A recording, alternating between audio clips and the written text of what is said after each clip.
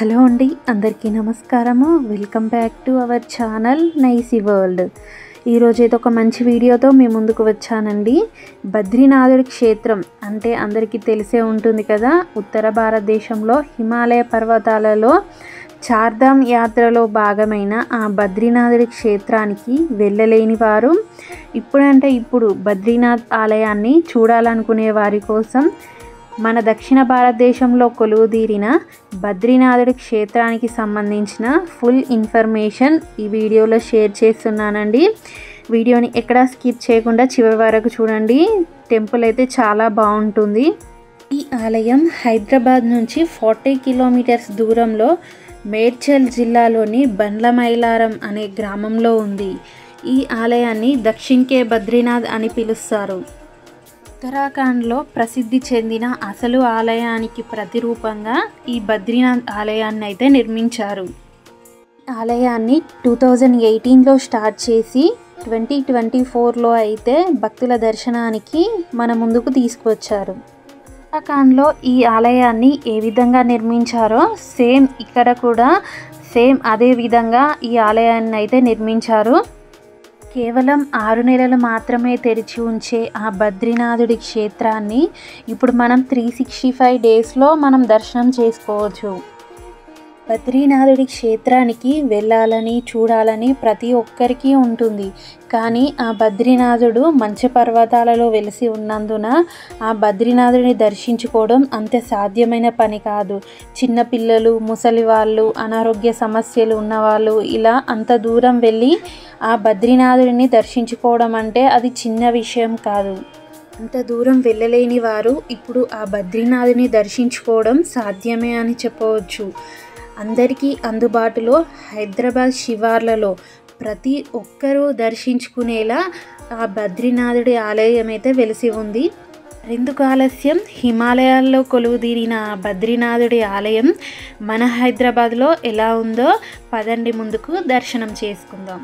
భక్తులందరూ సాంప్రదాయ దుస్తులలో మాత్రమే దర్శనానికి రావాలని ఇక్కడ స్టార్టింగ్లోనే బోర్డు పెట్టారండి. మీరు ఎప్పుడైనా వెళ్తే ఇది గుర్తుంచుకోండి. ప్రతి ఆదివారం అన్నదానం జరుగుతుందండి. ఎవరైనా విరాళంగా ఇవ్వాలనుకుంటే ఇక్కడ ఇవ్వవచ్చు.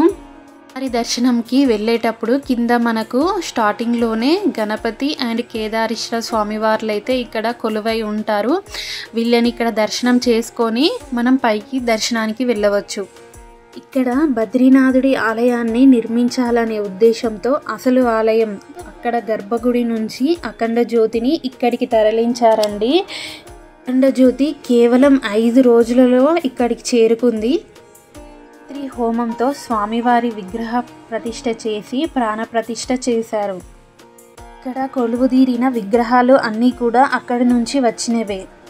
గర్భగుడి విషయానికి వస్తే ఇక్కడ బద్రీనాథుడి పరివారం మొత్తం కొలువై ఉంటారు. ఇక్కడ మనం చూడవచ్చు బద్రీనాథుడి యొక్క మొత్తం పరివారాన్ని. గణపతి, కుబేరుడు, ఉద్ధవుడు, బద్రీనాథుడు, లక్ష్మీదేవి, నరుడు, నారదుడు, నారాయణుడు, ఇంకా కొన్ని ఉత్సవ విగ్రహాలు ఇలా పరివారం మొత్తం మనం దర్శనం చేసుకోవచ్చు ఒకేసారి. ఈ ఆలయం వెలుపలికి రాగానే క్షేత్రపాలకుడు ఆనంద భైరవనాథ దర్శనం అండ్ లక్ష్మీదేవి దర్శనం కూడా చేసుకోవచ్చు.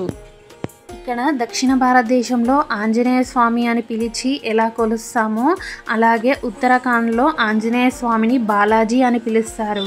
ఇక్కడ ఈ స్వామివారిని కూడా మనం దర్శనం చేసుకోవచ్చు. మనం చూడవచ్చు ఈ ఆలయం గోపురం అయితే పిరమిడ్ షేప్లో అయితే మనకు కనిపిస్తుంది. గుడి లోపల బయట నిర్మాణం వచ్చేసి మొత్తం అసలు గుడికి ప్రతిరూపంగా ఉంటుంది. అక్కడికి వెళ్తే ఎలాంటి ఫీలింగ్ ఉంటుందో ఇక్కడ ఈ బద్రీనాథుడు ఆలయానికి వెళ్తే సేమ్ అదే ఫీలింగ్ వచ్చిందని వెళ్ళిన ప్రతి ఒక్కరి అంటున్నారు. ఇక్కడ మనం చూడవచ్చు ఆలయం చుట్టుపక్కల ఎంత చక్కటి వాతావరణం నెలకొని ఉందో. సిటీకి దూరంగా చాలా చక్కటి వాతావరణంలో అయితే ఈ గుడిని అయితే నిర్మించారు. ఎలాంటి ఇబ్బంది లేకుండా చాలా చక్కటి వాతావరణంలో అయితే మనం ఈ ఆలయాన్ని అయితే మనం దర్శనం చేసుకోవచ్చు.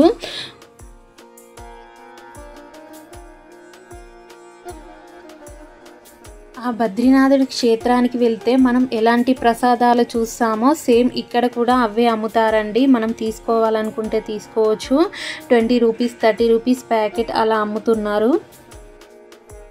గుడి లోపల బయట గోపురాలు గోడలు నిర్మాణం విగ్రహాలే కాదు, ఇక్కడ పూజలు నైవేద్యాలు కూడా సేమ్ అక్కడ బద్రీనాథ క్షేత్రంలో ఎలా జరుగుతాయో సేమ్ ఇక్కడ కూడా సేమ్ అవే నైవేద్యాలు అవే పూజలు జరుగుతాయి.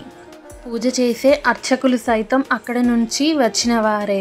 మనం ఏదైనా పూజ చేయించుకోవాలనుకుంటే అక్కడ బోర్డు ఉంటుంది, దాని మీద చూసుకొని మనం అర్చన అయినా ఏ పూజ అయినా చేయించుకోవచ్చు. ఈ ఆలయంలో మనం నవగ్రహాలను కూడా దర్శనం చేసుకోవచ్చు. స్వామివారి ప్రత్యేక పూజలు జరుగుతున్నప్పుడు హోమం అలా కాలుస్తుంటారు. ఒకవేళ మనం పాల్గొనాలనుకుంటే అక్కడికి వెళ్ళి పేర్లు ఇచ్చి మనం కూడా పాల్గొనవచ్చు. అక్కడి నుంచి వచ్చిన వేద పండితులకైతే ఇక్కడ ఉండడం కోసం రూమ్స్ అలా అయితే ఏర్పాటు చేశారు.